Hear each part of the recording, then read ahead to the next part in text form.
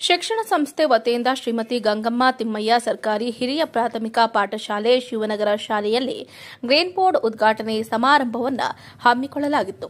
ಮಾಜಿ IAS officer, Karnataka ಗಡಿನಾಡು ಪ್ರಾಧಿಕಾರದ ಅಧ್ಯಕ್ಷರು, ಅಖಿಲ ಭಾರತ ಶರಣ ಸಾಹಿತ್ಯ ಪರಿಷತ್ ಅಧ್ಯಕ್ಷರಾದ ಡಾ ಸಿ ಸೋಮಶೇಖರ್ ಅವರು, ಶ್ರೀಮತಿ ಡಾ ಸಂಧ್ಯಾ ಹಾಗೆ ಶಂಕರ್ ಆರ್ ನೇತನ್ ಅವರು ಗ್ರೀನ್ ಬೋರ್ಡ್ ಉದ್ಘಾಟನೆಯನ್ನ ಮಾಡಿದರು.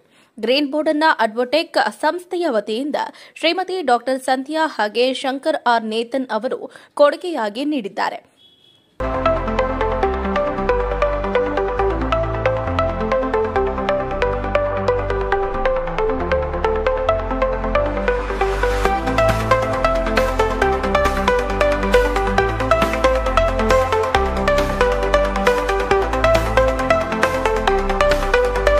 ಇದೇ ವೇಳೆ ಸಭಾ ಕಾರ್ಯಕ್ರಮದ ಉದ್ಘಾಟನೆಯನ್ನ ಗಿಡಕ್ಕೆ ನೀರು ಎರೆಯುವ ಮೂಲಕ ಉದ್ಘಾಟನೆಯನ್ನ ಮಾಡಿದರು. ಈ ಕಾರ್ಯಕ್ರಮದಲ್ಲಿ ಮಾಜಿ ಐಎಎಸ್ ಆಫೀಸರ್, ಕರ್ನಾಟಕ ಗಡಿನಾಡು ಪ್ರಾಧಿಕಾರದ ಅಧ್ಯಕ್ಷರು, ಅಖಿಲ ಭಾರತ ಶರಣ ಸಾಹಿತ್ಯ ಪರಿಷತ್ ಅಧ್ಯಕ್ಷರಾದ ಡಾ ಸಿ ಸೋಮಶೇಖರ್ ಅವರು, ಶ್ರೀಮತಿ ಡಾ ಸಂಧ್ಯಾ ಹಾಗೆ ಶಂಕರ್ ಆರ್ ನೇತನ್ ಅವರು, ಅಡ್ವೊಕೇಟ್ ಜಯಶ್ರೀ ರಟ್ಟಿಹಳ್ಳಿ ಅವರು, ಶಾಲೆಯ ಮುಖ್ಯ ಶಿಕ್ಷಕರಾದ ಶ್ರೀ ಚೌರಾಜು ಅವರು, ಶಾಲೆಯ ಎಸ್ಬಿಸಿ ಕಮಿಟಿ ಸದಸ್ಯರಾದ ಹಿರಿಯ ಅನುಭವಿಗಳಾದ ಶ್ರೀ ಮರಿಲಕ್ಕಪ್ಪನವರು, ಶಾಲೆಯ ಶಿಕ್ಷಕಿಯಾದ ಅನಸೂಯ ಎಸ್ ಪಾಟೀಲ್ ಅವರು, ಶಾಲೆಯ ಎಲ್ಲಾ ಶಿಕ್ಷಕಿಯರು, ಶಾಲೆಯ ಮಕ್ಕಳು ಕಾರ್ಯಕ್ರಮದಲ್ಲಿ ಭಾಗವಹಿಸಿದರು.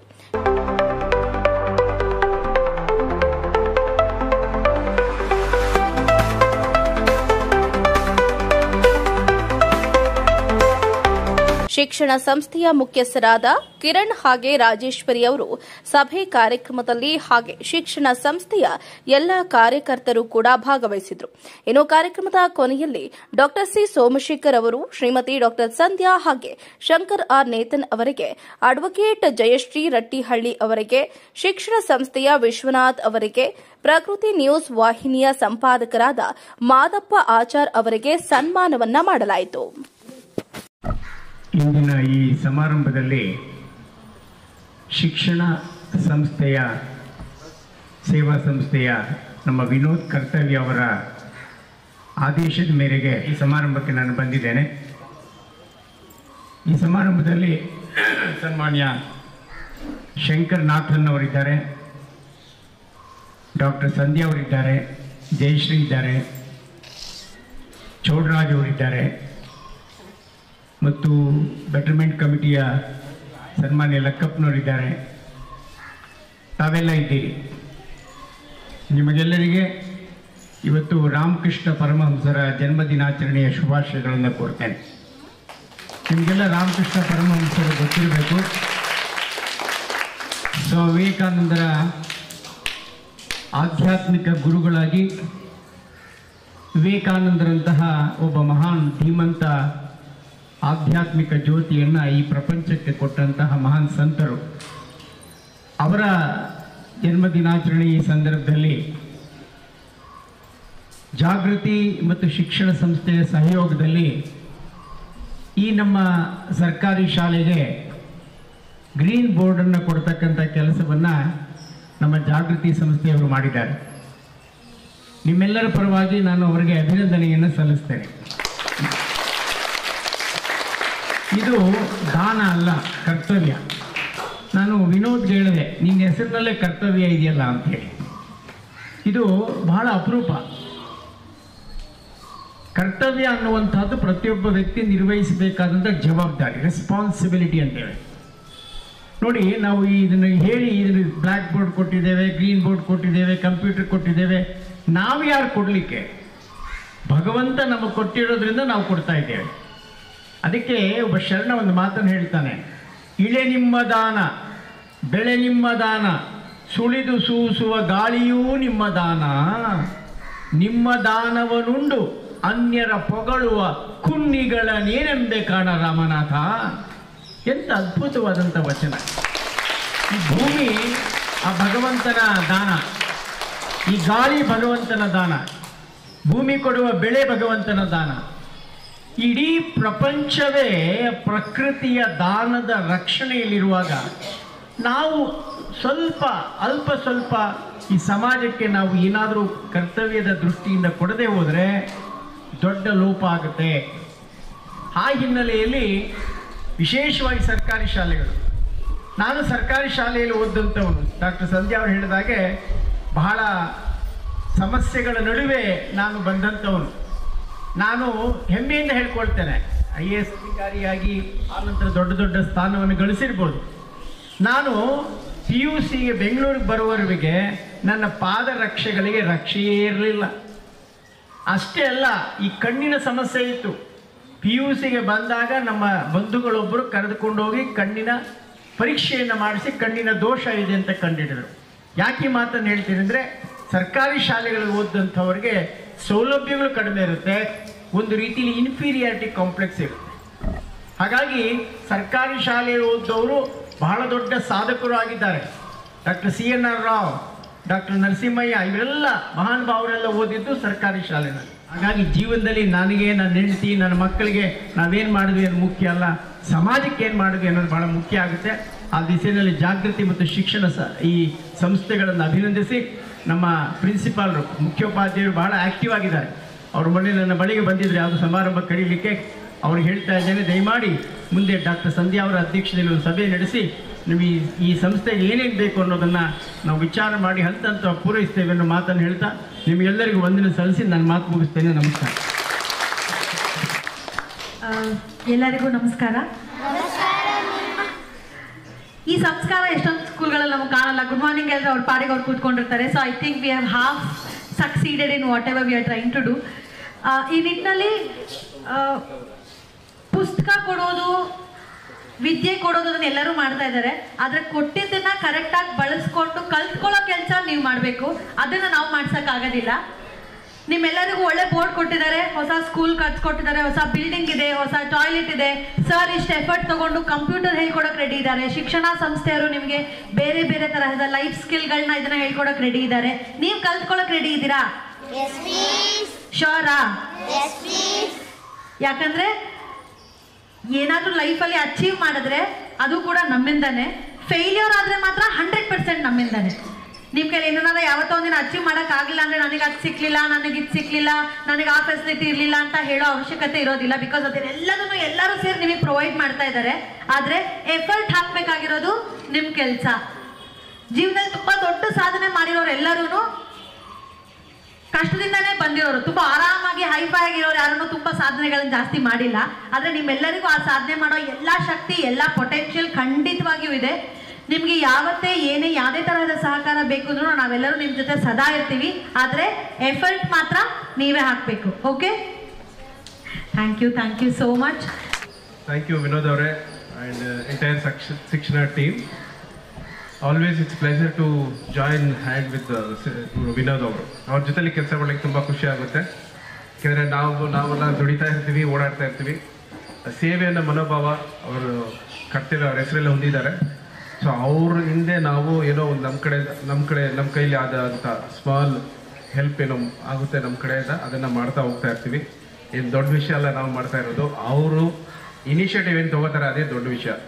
ಎಲ್ಲದಕ್ಕಿಂತ ದೊಡ್ಡ ವಿಷಯ ಏನಾಗುತ್ತೆ ಅಂತ ಹೇಳಿದ್ರೆ, ನೀವುಗಳು ಅದನ್ನು ಯಾವ ಥರ ತೊಗೋತೀರ. ಮೇಡಮ್ ಹೇಳ್ದಂಗೆ ನೀವು ಅದನ್ನು ಸೀರಿಯಸ್ ಆಗಿ ತೊಗೋಬೇಕು.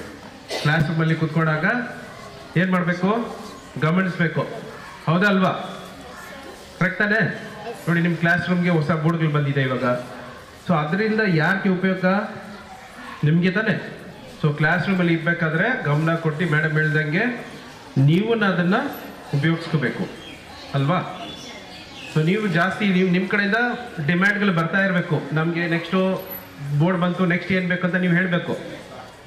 ಸರ್ ಹೇಳ್ದಂಗೆ ನಿಮಗೆ ನೆಕ್ಸ್ಟ್ ಏನು ಬೇಕು ಅಂತ ನೀವು ಹೇಳಬೇಕು. ನಿಮ್ಮ ಸರ್ ಇಲ್ಲಿ ಇದ್ದಾರೆ, ಹೌದಾ?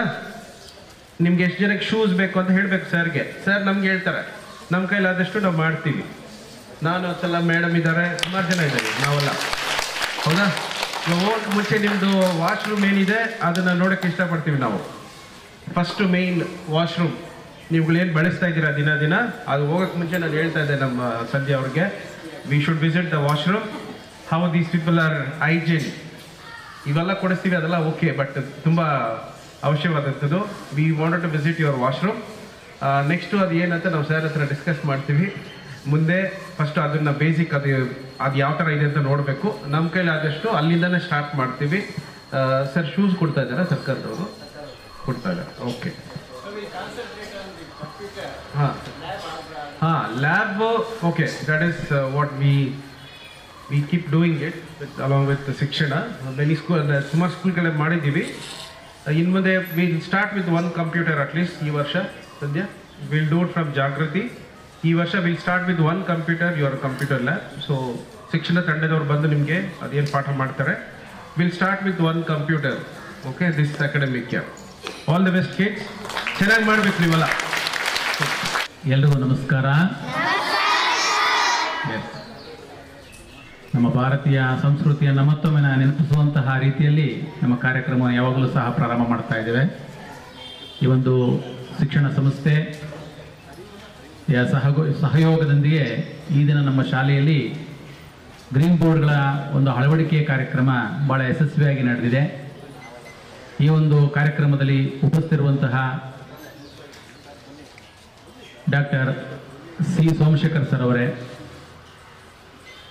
ಶಂಕರ್ ಸರ್ ಅವರೇ, ವಿನೋದ್ ಕರ್ತವ್ಯ ಅವರೇ ಮತ್ತು ಸಂಧ್ಯಾ ಮೇಡಮ್ ಅವರೇ ಮತ್ತು ಜೊತೆಗೆ ಶಿಕ್ಷಣ ಸಂಸ್ಥೆಯ ಅನೇಕ ಸ್ವಯಂ ಸೇವಕರೇ, ಜೊತೆಯಲ್ಲಿ ನಮ್ಮ ಒಂದು ಶಾಲೆಯ SDMC ಅಧ್ಯಕ್ಷರು, ಸದಸ್ಯರೇ, ನಮ್ಮ ಶಾಲೆಯ ಎಲ್ಲ ಶಿಕ್ಷಕ ವರ್ಗದವರೇ ಮತ್ತು ಮಕ್ಕಳೇ, ನಮಗೆಲ್ಲ ತಿಳಿದಿರೋ ಪ್ರಕಾರ ಗೊತ್ತಿದೆ, ನಮ್ಮ ಶಾಲೆ ಒಳಗಡೆ 250 ಮಕ್ಕಳಿದ್ದಾರೆ ಸರ್. 1ರಿಂದ 7ನೇ ತರಗತಿವರೆಗೂ 250 ಮಕ್ಕಳಿದ್ದಾರೆ. 300 ಮಕ್ಕಳ ತನಕ ಇತ್ತು. ಮೊನ್ನೆ ನಾವು 8ನೇ ತರಗತಿಯನ್ನು ನಾವು ಹೈಸ್ಕೂಲ್ಗೆ ಬಿಟ್ಟುಕೊಟ್ಟ ಪ್ರಯುಕ್ತ, ಯಾಕಂದರೆ ಅಲ್ಲಿ ಸಂಖ್ಯೆ ಕಡಿಮೆ ಇತ್ತು, ಅದಕ್ಕೋಸ್ಕರ ನಾವು ಅವರಿಗೆ ಕೊಟ್ಟ ಪ್ರಯುಕ್ತ ನಮಗೆ ಈಗ ಸ್ವಲ್ಪ 250 ಮಕ್ಕಳಿದ್ದಾರೆ. ಮುಂದಿನ ದಿನಗಳಲ್ಲಿ ಅದನ್ನು ನಾವು 400ವರೆಗೂ ಸಹ ತೆಗೆದುಕೊಂಡು ಹೋಗಬೇಕು ಅಂತ ಒಂದು ಗುರಿಯನ್ನು ಹಾಕ್ಕೊಂಡು ಈ ಒಂದು ಏಪ್ರಿಲ್ ಮತ್ತು ಮೇ ತಿಂಗಳಲ್ಲಿ ಈ ಒಂದು ಶಾಲೆಯ ಅಭಿವೃದ್ಧಿ ವಿಚಾರವಾಗಿ ಭಾಳಷ್ಟು ಶ್ರಮ ವಹಿಸಬೇಕು ಅನ್ನುವಂತಹ ನಿಟ್ಟಿನಲ್ಲಿ ನಾವು ಕೆಲಸ ಮಾಡಬೇಕು ಇಷ್ಟಪಡ್ತಾ ಇದ್ದೇವೆ. ಈಗ ಹೊಸದಾಗಿ ನಮ್ಮ ವಿವೇಕ ಶಾಲಾ ಯೋಜನೆ ಅಡಿಯಲ್ಲಿ 6 ಕೊಠಡಿಗಳನ್ನು ಕಟ್ಟಲಾಗಿದೆ. ಈ 6 ಕೊಠಡಿಗಳಿಗೆ ಮೂಲಭೂತ ಸೌಲಭ್ಯಗಳಾದಂತಹ ಈಗ ಏನು ಗ್ರೀನ್ ಬೋರ್ಡ್ ಅವಶ್ಯಕತೆ ಇದೆ, ಭಾಳಷ್ಟು ಚೆನ್ನಾಗಿರುವಂಥ ಉತ್ತಮವಾದಂತಹ ಗ್ರೀನ್ ಬೋರ್ಡ್ಗಳನ್ನು ಅಳವಡಿಸಿರೋದು ನನಗೆ ಭಾಳ ಖುಷಿ ತಂದಿದೆ. ಸಂಬಂಧಪಟ್ಟಂತಹ ದಾನಿಗಳಿಗೆ ಮತ್ತು ಈ ಒಂದು ಕರ್ತವ್ಯ ನಿರ್ವಹಿಸಿದಂತಹ ಶಿಕ್ಷಣ ಸಂಸ್ಥೆಯವರಿಗೆ ನಾನು ಆಭಾರಿಯಾಗಿರ್ತೇನೆ. ಅವರಿಗೆ ಜೋರಾದ ಚಪ್ಪಾಳೆಯ ಮುಖಾಂತರ ಧನ್ಯವಾದಗಳನ್ನು ಅರ್ಪಿಸಬೇಕು. ಮತ್ತು ಈಗ ಮತ್ತೆ 2025-26ನೇ ಸಾಲಿನಲ್ಲಿ ನಾವು ಆ ಒಂದು ತರಗತಿ ಕೊಠಡಿಗಳಲ್ಲಿ ಬೋಧನೆ ಮಾಡಬೇಕಾದ್ರೆ ಮಕ್ಕಳು ಕುಳಿತುಕೊಳ್ಳೋದಕ್ಕೆ ಭಾಳಷ್ಟು ಡೆಸ್ಕ್ಗಳಾಗ್ಬೋದು, ಟೇಬಲ್ಗಳಾಗ್ಬೋದು, ಚೇರ್ಗಳಾಗ್ಬೋದು, ಇದರ ಒಂದು ಅವಶ್ಯಕತೆ ಇದೆ. ಮತ್ತು ನಮ್ಮ ಎಲ್ಲ ಮಕ್ಕಳು ಇಲ್ಲಿ ಬೋವಿ ಕಾಲೋನಿ ಅಂತ ಒಂದು ಕಾಲೋನಿ ಇದೆ. ಮತ್ತು ಈ ಕಡೆ ಭಾಗದಿಂದ ಎಲ್ಲ ಬಡಸ್ತರದ ಮಕ್ಕಳೇ ಸಹ ಬರ್ತಾ ಇರೋದು ತಮಗೆಲ್ಲ ಗೊತ್ತಿದೆ ಅಂತ ಅಂದ್ಕೊಳ್ತೀನಿ ಸರ್. ಅವರು ಒಂದು ವಿದ್ಯಾಭ್ಯಾಸ ಬರೀ ಕೇವಲ ಪಠ್ಯ ಪುಸ್ತಕಕ್ಕೆ ಮಾತ್ರ ಸೀಮಿತವಾಗದೆ ಸ್ವಲ್ಪ ತಂತ್ರಜ್ಞಾನ ಆಧಾರಿತವಾದಂತಹ ಟೀಚಿಂಗ್ ಇರಬೇಕು ಅನ್ನುವಂಥ ಉದ್ದೇಶದಿಂದ ಕಂಪ್ಯೂಟರ್ ಲ್ಯಾಬ್ ಒಂದು ಭಾಳ ಅವಶ್ಯಕತೆ ಇದೆ. ದಯವಿಟ್ಟು ತಮ್ಮ ವತಿಯಿಂದ ಅದನ್ನು ನಮಗೆ ಒದಗಿಸ್ಕೊಟ್ರೆ ಮುಂದಿನ ಒಂದು ಸಾಲಿನಲ್ಲಿ ನಾವು ಕಂಪ್ಯೂಟರ್ ಕ್ಲಾಸನ್ನು ಸಹ ತೆಗೆದುಕೊಳ್ಳೋಕೆ ಅನುಕೂಲ ಆಗುತ್ತೆ. ಈಗಾಗಲೇ ವಿನೋದ್ ಸರ್ ಹೇಳಿದ್ದಾರೆ, ಸರ್ ನಾವು ಬೇಕಾದ್ರೆ ಪ್ರತಿ ವಾರ ಒಬ್ಬರನ್ನ ಕಂಪ್ಯೂಟರ್ ಟೀಚರ್ನ ಕಳಿಸ್ಕೊಡ್ತೀವಿ, ಅವ್ರನ್ನ ಬಳಸ್ಕೊಂಡು ಮಕ್ಕಳಿಗೆ ಕಂಪ್ಯೂಟರ್ನ ವ್ಯವಸ್ಥೆ ಮಾಡಿ ಅಂತ ಹೇಳ್ಬಿಟ್ಟು ಟೀಚಿಂಗ್ ಮಾಡಿ ಅಂತ ಹೇಳಿದ್ದಾರೆ. ನಮಗೆ ಕಂಪ್ಯೂಟರ್ಗಳ ಅವಶ್ಯಕತೆ ಇದೆ ಮೇಡಮ್. ಆ ನಿಟ್ಟಿನಲ್ಲಿ ತಾವು ದಾನಿಗಳು ಮುಂದೆ ಬಂದು ಅದನ್ನು ಒಂದು ಸೌಲಭ್ಯವನ್ನು ಒದಗಿಸ್ಕೊಡ್ಬೇಕು ಅಂತ ನಾನು ಕೇಳ್ಕೊಳ್ತೇನೆ. ದಾನಿಗಳ ಸಹಕಾರ ಮತ್ತು ಈ ಥರ ಸ್ವಯಂ ಸೇವಾ ಸಂಸ್ಥೆಗಳು ನಮ್ಮ ಶಾಲೆಗೆ ಬಂದು ಪ್ರತಿ ವರ್ಷ ನಮ್ಮ ಮಕ್ಕಳಿಗೆಲ್ಲ ಈ ಲಯನ್ ಸಂಸ್ಥೆಯವರು ಕಣ್ಣಿನ ತಪಾಸಣೆಯನ್ನು ಮಾಡುವಂತಹ ಒಂದು ಕಾರ್ಯಚಟುವಟಿಕೆಯನ್ನು ಹಮ್ಮಿಕೊಳ್ತಾ ಇದ್ದಾರೆ. ಸರ್ಕಾರದ ವತಿಯಿಂದಲೂ ಇರುತ್ತೆ ಮತ್ತು ಸ್ವಯಂ ಸೇವಾ ಸಂಸ್ಥೆಗಳು ಸಹ ನಮಗೆ ಭಾಳಷ್ಟು ನೆರವನ್ನು ನೀಡ್ತಾ ಇದ್ದಾರೆ. ಅದರಿಂದ ಏನು ನಮ್ಮ ಶಿಕ್ಷಣ ಸಂಸ್ಥೆಯಲ್ಲಿ ನಾನು ಕೇಳ್ಕೊಳ್ಳೋದೇನೆಂದರೆ, ನಮ್ಮ ಒಂದು ನೂತನ ಕೊಠಡಿಗಳಿಗೆ ಅಗತ್ಯವಾದಂತಹ ಡೆಸ್ಕ್ಗಳಾಗ್ಬೋದು, ಒಂದು ಕಂಪ್ಯೂಟರ್ ಸೌಲಭ್ಯ ಆಗ್ಬೋದು, ಸೈನ್ಸ್ ಲ್ಯಾಬ್ ಆಗ್ಬೋದು, ಈ ರೀತಿಯ ಒಂದು ವ್ಯವಸ್ಥೆಯನ್ನು ಮಾಡಿಕೊಟ್ರೆ ಮುಂದಿನ ದಿನಗಳಲ್ಲಿ ಈ ಒಂದು ಶಾಲೆಯಲ್ಲಿ ದಾಖಲಾತಿನೂ ಸಹ ಹೆಚ್ಚಾಗುತ್ತೆ ಮತ್ತು ಗುಣಮಟ್ಟದ ಶಿಕ್ಷಣದ ಕಡೆಗೆ ನಾವು ಹೆಜ್ಜೆ ಹಾಕೋದಕ್ಕೆ ನಿಮ್ಮ ಒಂದು ಸಹಾಯ ಎರಡೂ ಅಗತ್ಯ ಅಂತ ಹೇಳ್ತಾ, ಈ ದಿನ ತಾವೆಲ್ಲ ನಮ್ಮ ಶಾಲೆಗೆ ಬಂದು ಈ ಒಂದು ಉದ್ಘಾಟನಾ ಸಮಾರಂಭವನ್ನು ಭಾಳ ಯಶಸ್ವಿಯಾಗಿ ಮಾಡಿಕೊಟ್ಟಿದ್ರಿ. ತಮ್ಮ ಸಹಕಾರ ಹೀಗೆ ಇರಲಿ, ನಿರಂತರವಾಗಿರಲಿ ಅಂತ ಹೇಳ್ತಾ ನನ್ನ ಮಾತನ್ನು ಮುಗಿಸ್ತೇನೆ. ಧನ್ಯವಾದ.